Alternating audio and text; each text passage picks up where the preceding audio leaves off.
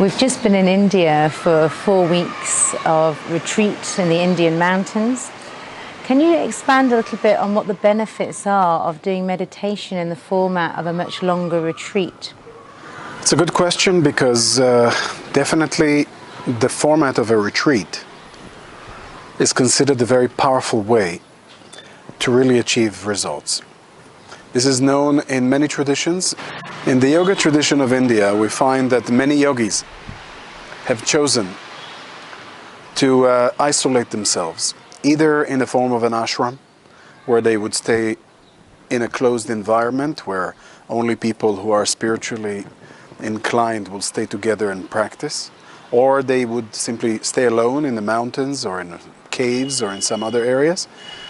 And especially in the Tibetan tradition, we find that retreat is considered a very classic way of practice and very necessary for proper development.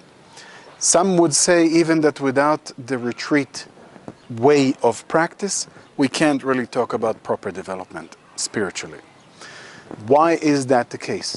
It's simply because that when we are on a daily life, just getting involved in our daily activities, the mind is all the time externally projecting itself. It's involved with various activities which are of no spiritual value in many cases. And when the mind is in that habit, in that kind of regular behavior, to retreat to your room, to just go home and stay there for an hour or maybe a bit more and do your own practice is important and beneficial. But it is a bit of a struggle because you're trying first to compensate for all that agitation that happens in a daily life, and before you manage to really go deep a little bit in your practice, in your meditation, you might find that out of 2 hours practice, maybe 10, 20, 30 minutes at best were really effective in your spiritual development. But when a person goes on retreat, especially when it's a more lengthy retreat, the first few days you're just cleansing a lot of the unnecessary nonsense and unnecessary garbage that our minds is dealing with all the time. All this chaotic daily life is flushed away. It's like mental laundry. And after a few days, you start noticing that you're going deeper and deeper. Suddenly, your life becomes slower. It's like you slow down a lot of your activities. You don't need to do much. You just stay and be, especially because we do at least part of these long retreats in full silence. That means people don't even talk at all for 10 days or more. And in that time, a lot of the commotion up there is simply diminished a lot. And there's a lot of peace that comes from that by itself. And then when the meditation keeps going, then we start accessing the real deep levels of meditation. We can start having much more significant effects, and the progress is exponentially bigger.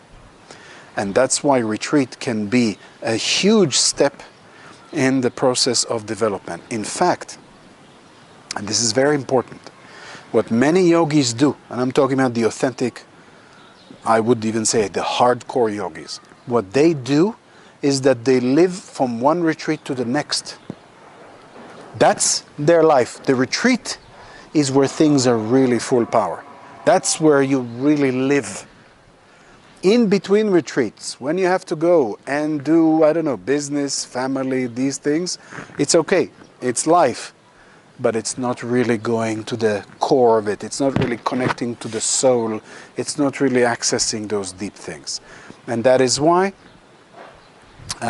retreats can be an incredible way to develop. What most yogis would do, those at least that I'm speaking of, those more serious yogis, they would make sure that during a year they would have a few retreats, 2, 3, even 4 retreats, each of them 10 days, 2 weeks or more.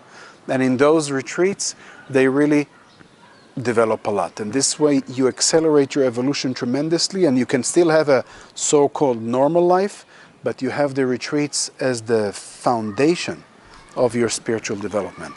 It's an incredible way to really deeply go into yourself and develop yourself and transform and evolve spiritually. When I'm hearing you explain about the retreats, what I'm hearing is that it's actually very important to repeat retreats then as well. It's absolutely true. Retreat is not a course.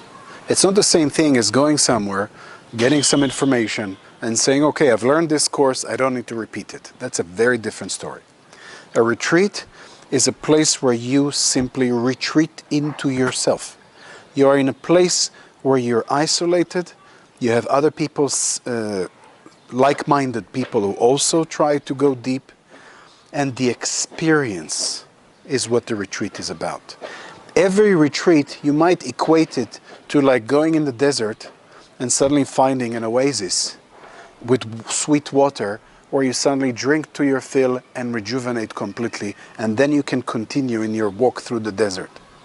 This is what the retreat is. Every time a person goes on retreat, there is a deeper level of discovery. There's a much more profound change.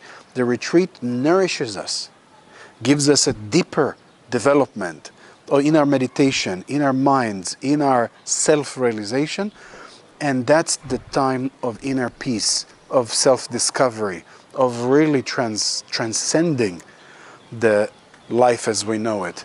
Otherwise, just living the life without retreat, and even if you try to do some daily practice, I would even say that one retreat can equal a few years where you just do a daily practice. So it could be a very, very significant shortcut and a very significant nourishing for the spiritual practice. Repeating retreats is essential for success.